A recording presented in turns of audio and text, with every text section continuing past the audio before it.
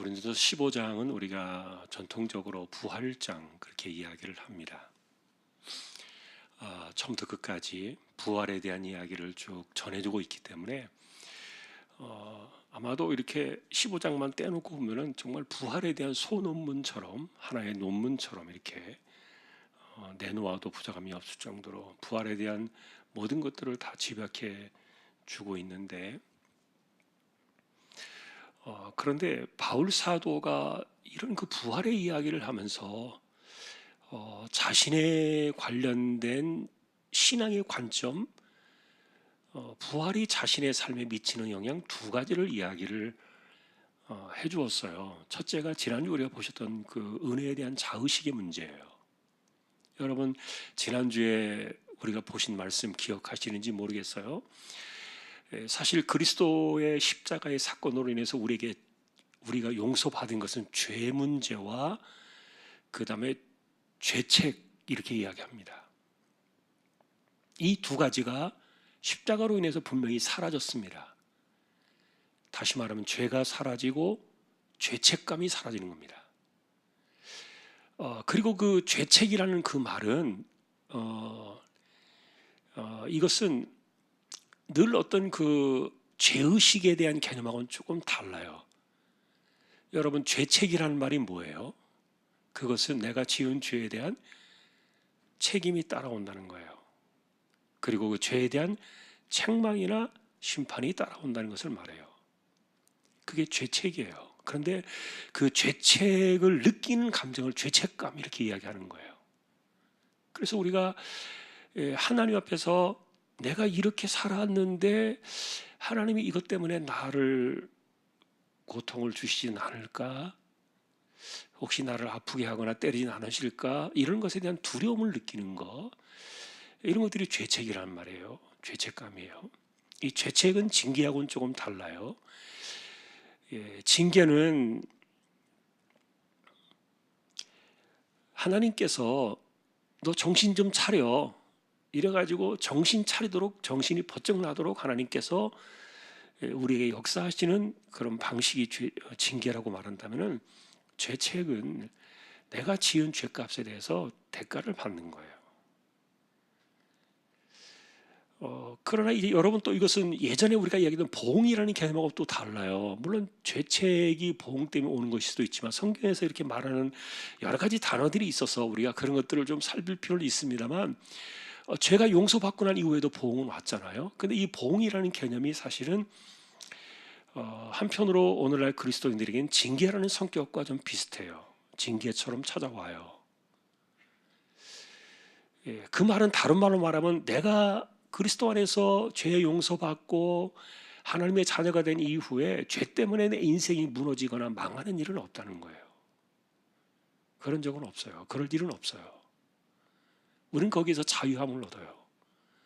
자유해지는 거예요. 그래서 그리스도의 십자가의 사건 우리에게 이 두 가지를 확실하게 제거합니다. 하나는 죄요, 또 하나는 죄책이다. 우리는 거기에 억눌려 살 필요가 없어요. 그러나 이런 그 죄책이 아니라 죄의식에 대한, 우리 식으로 말하면 자의식의 문제예요. 자의식. 그것은 우리가 지난주에 보았던 것처럼 굉장히 중요한 부분이에요. 왜냐하면 바울은 실제로 나는 사도 가운데 가장 작은 자다. 실제로 여러분 생각해 보세요. 사도들 가운데 바울만큼 성경을 많이 남긴 사람이 있나요? 그리고 바울같이 이렇게 복음을 많이 전하고 인생을 바쳐가지고 곳곳에 이렇게 수많은 교회를 세운 사람이 있었나요? 없어요. 그것은 초대교회가 다 인정을 해요. 사도들도 다 인정을 해요. 그래서 내가 모든 사도보다 더 많이 수고했다, 이 말은 자찬이 아니에요. 자화자찬이 아니에요. 그러나 나는 모든 사도 중에 가장 작은 자다, 이런 그 자의식은요 굉장히 중요해요. 내가 하나님 앞에서 참 못된 인간이었다. 내가 평생 하나님 앞에서 정말 못된 짓도 많이 하고 또 이 죄성을 가지고서 정말 하나님 앞에 옳지 못하게 행하며 살아온 것도 참 많다. 그런데 하나님이 이런 나를 용서해 주셨구나, 이런 나를 받아주셨구나, 그것을 잊어버리지 않는 거예요. 그게 자의식이라고 그랬잖아요. 자의식. 그래서 여러분, 우리가 살아가면서 이런 자의식을 느끼는 것은 대단히 중요해요. 왜냐하면 그 자의식이 사라지면은 은혜가 나오지 않아요. 은혜라는 말이. 자의식이 있어야 은혜라는 말을 하게 돼요. 왜냐하면 내가 이런 존재였기 때문에 내가 무엇을 했다 할지라도 그것을 내가 했다고 말할 수 없는 거예요. 왜냐하면 이전에 내가 살아왔던 삶의 전력이 있기 때문에, 나의 죄악된 모습에 그것이 남아있기 때문에, 그런 것들이 있다 보니까 내가 아무리 위대한 일을 했어도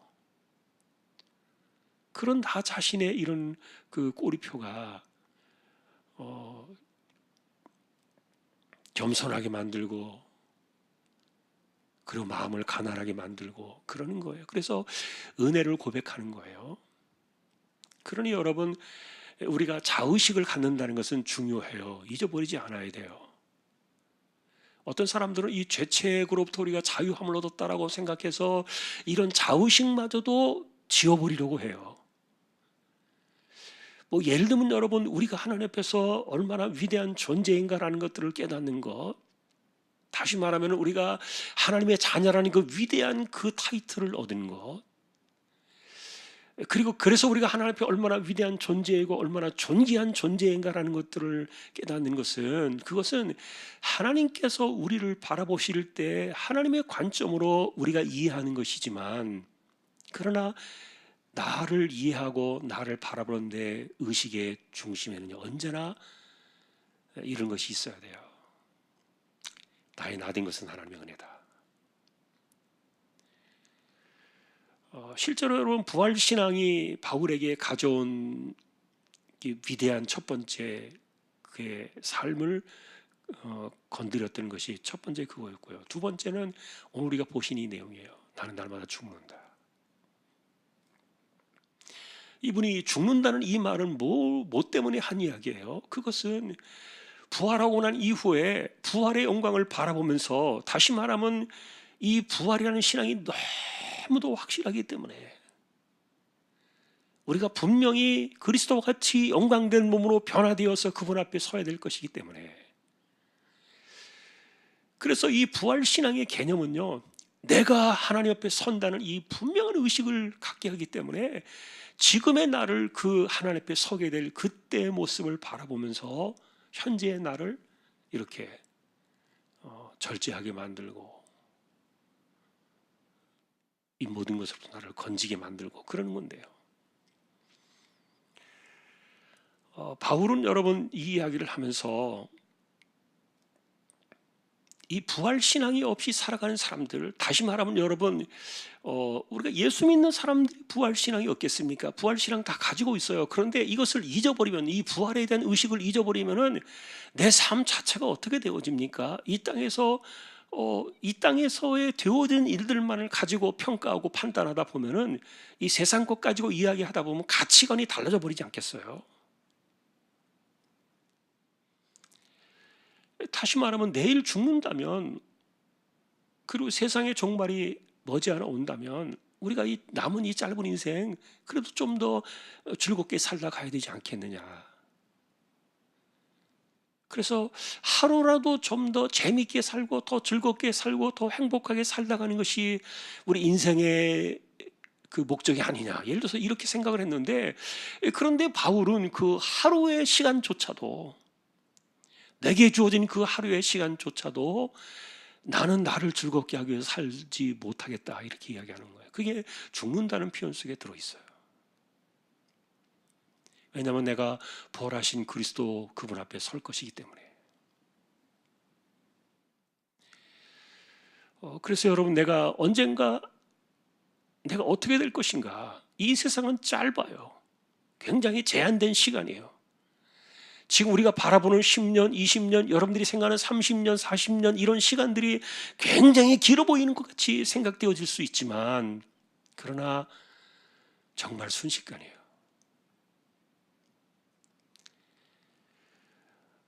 그러니 화살같이 빠르게 날아간다. 그것이 어느 한 사람만의 이야기는 아니에요. 정신없이 살다 보면 지나치고 나서 보면은 그렇게 되기 때문에, 그래서 바울은 날마다 자신을 죽인다고 이렇게 이야기를 했던 거예요. 그것은 단 하루의 시간도 나를 위해서 쓰기보다는 이 부활신앙으로 만나게 될 그 영광의 그날에 내가 부끄럽지 않게 서기 위해서, 그것이 바울이 살아가던 부활신앙의 중요한 핵심이었어요. 자, 여러분, 실제로 바울은 여기 지금 에베소에서 보니까 맹수와 더불어 싸웠다는 이야기를 합니다. 32절에.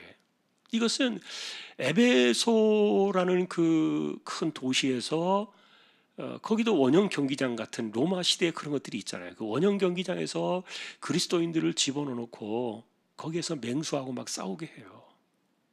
우리가 옛날에 영화들을 보면 그런 것들을 볼 수 있잖아요. 집어넣어 놓고 맹수하고 싸우게 해요. 처참하게 찢겨 죽어요. 그거를 보면서 즐기는 거예요, 사람들이. 그런데 거기에 들어간 사람들이 주로 그리스도인들이에요.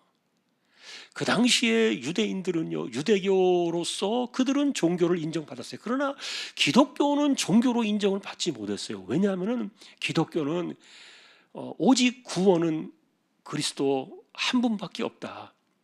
이 구원의 외기를 외쳤고, 기독교는, 그리고 오직 그리스도만을 주님이라고 이야기를 했고,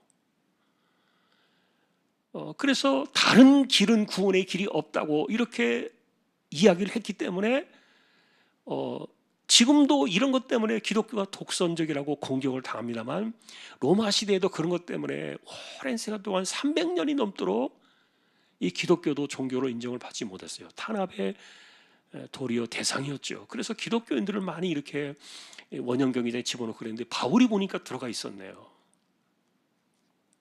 그러니까 바울도 이런 그 죽음의 고비 순간에 있었던 거예요.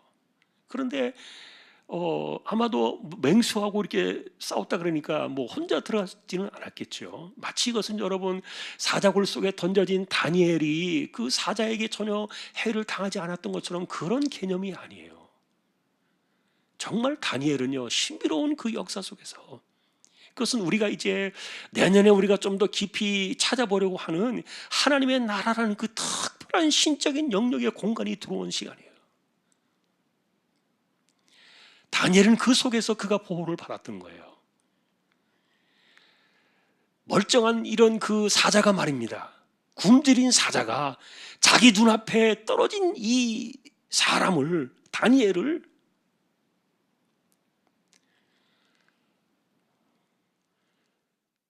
그것을 어떻게 안 할 수 있겠냐고요.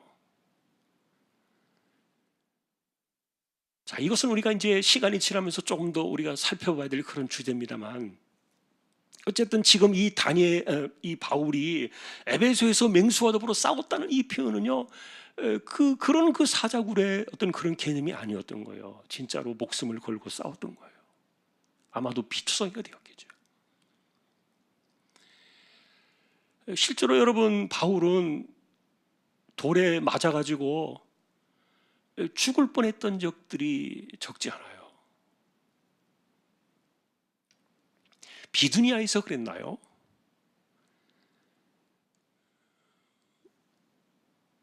돌에 맞아가지고 죽은 줄 알고 사람들이 내다버렸어요.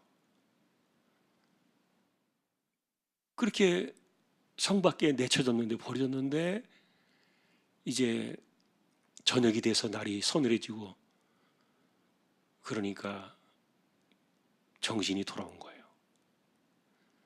이고니온이 있네요. 이고니온이 쫓아온 그 성에서 바울이 돌에 맞아 죽을 뻔도 했고, 그런데 이런 것에 대해서, 이게 만일에 부활이 없는 세상의 방식으로 만일에 살아가는 사람이었다면 이게 도대체 무슨 유익이 있어서, 무엇 때문에 이런 것들을 감수하면서 이렇게 살았겠느냐 하는 거예요. 그리고 왜 하루라도 자신을 위해서 시간을 쓰기보다는 오히려 부활하신 그 영광의 주님을 만날 그런 그 소망 때문에 자신의 삶을 이렇게 죽이면서 살아야 했겠는가? 부활이 없었다면은 과연 이것이 가능했겠는가 하는 이야기들을 해주는 거예요. 바울은 여러분이 그래서 이 부활에 대한 이야기를 하면서 우리가 헛되이 믿지 말자는 이야기를 합니다. 헛되이 믿지 말자. 이 헛되이 믿지 말자는 말이 굉장히 그 바울이 정말 의미심장하게 이 말을 던졌어요. 왜냐하면 믿는다고 하는 사람들이 많아요. 또 믿음으로 출발을 했어요. 그러나 시간이 지나면서 자신의 삶이 오히려 이 믿음을 부인하는 것처럼 이렇게 살아가는 그런 사람들이 들어 있었기 때문에. 근데 이런 그 삶의 결정적인 원인이 뭐냐면 부활신앙이 없는 거예요. 부활. 마지막에 그리스도께서 최후의 이 사망을 그 영원한 불못에 던지실 때, 여러분 마지막에 멸망받을 원수가 사망이라 그랬어요. 죽음이다.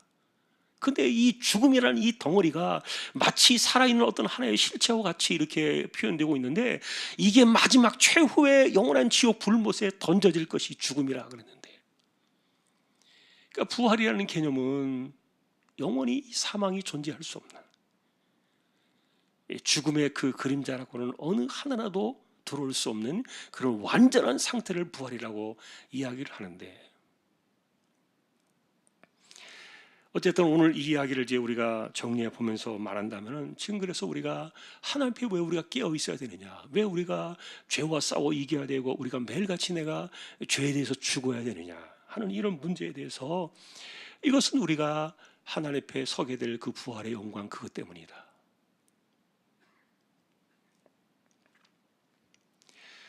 오늘도 사실은 새벽에, 오늘 2022년도 마지막 새벽이었어요. 그래서 계시록 마지막 장 그 마라나타의 신앙을 생각하면서요, 그런 생각을 좀 들었어요. 아침에 새벽 예배를 마치고 나와서 성경을 쭉 묵상하는 가운데,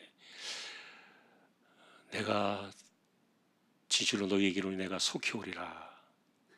주님이 이렇게 말씀하시면서 성경을 끝을 맺는데, 그런데 아멘 주여 어서 오시옵소서. 이 말은 뭐냐면은 그게 마라나타거든요. 주여 어서 오시옵소서. 뭐 영어로 표현하면 뭐 come my Lord 이렇게 표현하는 건데, 오시옵소서. 주여 오시옵소서.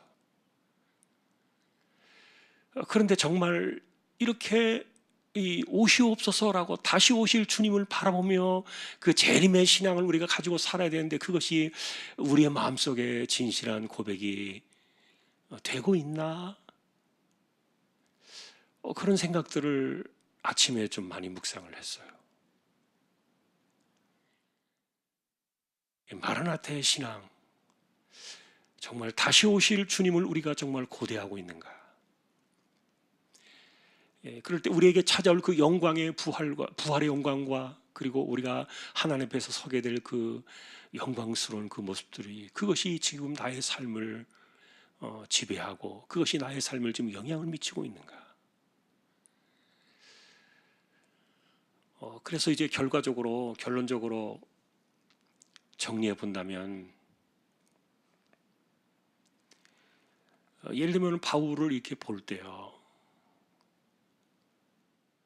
너무너무 인간적으로 재미도 없고, 그리고 너무 고생만 많이 하고, 또 뭐 즐거운 것도 없고, 그렇게 살았던 거예요. 바울이 그렇게, 어쨌든 그의 환경이 그럴 수밖에 없었으니까요. 그것은 우리가 다 그렇게 해야 된다는 건 아닙니다. 그렇게 살아야 된다는 건 아닌데, 어쨌든 그렇게 살아가는 것에 대해서 사람들이 묻는 거예요. 당신은 왜 그렇게 살아요? 그렇게 물을 때, 내게는 부활의 신앙이기 때문입니다. 내게는 부활의 소망이 있습니다. 그것이 답이에요. 자, 그래서 우리가 바울처럼 그렇게 살자라는 그 이야기를 우리가 하기 어려워요. 저 자신도 그렇고 우리 자신도 바울이 살아갔던 그 삶의 흔적을 따라간다는 것은 굉장히 힘이 들 거예요. 그럼에도 불구하고 여전히 우리가 내 삶에 대해서 사람들이 이상하게 여기고 나에게 신앙적으로 뭔가 물어볼 때, 우리는 분명히 이야기할 수 있어야 돼요. 내게 주신 부활 신앙 때문입니다. 내게는 이런 소망이 있습니다. 그렇게 우리가 분명히 답할 수 있는 그런 것 때문에 나의 삶이 현재의 지배를 받고 나의 삶의 영향을 받고 그것 때문에 내가 뭔가를 결정할 수 있는. 그러니 여러분, 우리가 늘 그 이야기를 합니다만 그 행복을 육신적인 것으로도 찾으려고 하면 행복이 오지 않아요. 얼마나 더 해줘야, 얼마나 더 좋게 해야 행복이 오겠냐고요. 진정한 행복은 몸에서 오지 않아요. 영에서 오는 거예요. 영으로부터. 이 영은 뭡니까? 하나님과 마땅히 있는 건 아닙니까? 하나님부터 우리의 영적인 행복을 찾아 나갈 때 진짜 내가 삶의 환경을 이겨내잖아요. 자, 오늘도 우리는 내가 영으로 육신을 이기며 살아가는 거니까 어쨌든 우리에게 부활의 신앙이 내 삶에 어떤 영향을 끼치는가, 그리고 아까도 이야기했던 것처럼 마라나타의 신앙이, 마라나타의 신앙, 그것이 정말 나의 신앙이 되고 있는가. 왜냐하면 여러분, 사실 초대교회는요, 구약에는 인사가 뭐예요? 샬롬이에요. 샬롬. 구약에는 인사가 샬롬, 평안을 이야기했어요. 그러나 신약시대 초대교회들의 인사는 뭔지 아세요? 마라나타였어요. 마라나타, 이렇게 인사했어요. 초대교회 그들의 인사예요. 그게 사람들이 알아볼까 봐 잡혀가니까 우리가 보통 알고 있는 것처럼 익투스라는 그 물고기를 그렸잖아요. 예수 그리스도는 하나님의 아들이라는 그 뜻이에요. 익투스가 물고기 그림을 그리면서, 그리고 그들이 그리스도인들을 서로 발견했을 때 뭐라고 이야기를 했어요? 마라나타. 그렇게 인사를 하면서 위로를 했어요. 마라나타, 주여 오시옵소서. 그것이 그들의 삶을 만들었고, 그런 가운데서도 그들은 절대로 불행하다고 여기지 않았어요. 진정한 삶의 행복은 우리의 영적인 것으로부터 오는 것이지 육신으로부터 오는 것이 아니니까요. 한 번 더 바울을 이렇게 죄에 대해서 죽게 만들었던 바울의 그런 신앙의 모습들을 우리가 살펴보면서 이것이 부활 신앙 때문이었다. 내 삶을 결정짓고 내 삶에 영향을 끼치는 그것이 그 영광의 소망, 부활의 소망. 저와 여러분들에게도 그런 것들이 우리의 삶에 중요한 원인이 될 수 있기를 다시 한번 주님의 이름으로 간절히 축원합니다. 오늘도 우리가 함께 기도로 나아가겠습니다. 한 해가 가는 오늘 정말 또 마지막 금요일 시간이네요. 2023년도가 이제 옵니다. 내일 모레면 이제 첫날이 되는데 하나님이 한 해를 지켜주셨습니다. 정신없이 살아온 세월인 것 같아요. 2023년도에도 그러나 이제 우리가 좀 더 우리에게 주어진 시간들을 어떻게 믿음으로 이겨내며 믿음을 지키며 우리가 하나님을 기쁘시며 살아갈 것인가 한번 좀 더 진지하게 고민하면서 기도해 주셨으면 좋겠습니다. 교회를 위해서, 그리고 우리 성도들을 위해서, 우리 자녀들을 위해서, 이 땅에서 믿음으로 살아가는 하나님의 백성들을 위해서, 그리고 특별히 암수술 받는 분들이 있어요. 치료받는 분들이 있어요. 그분들을 붙들어 주시도록 함께 우리 같이 통성으로 또 끝나는 시간까지 기도를 하겠습니다. 기도로 나아가십시다.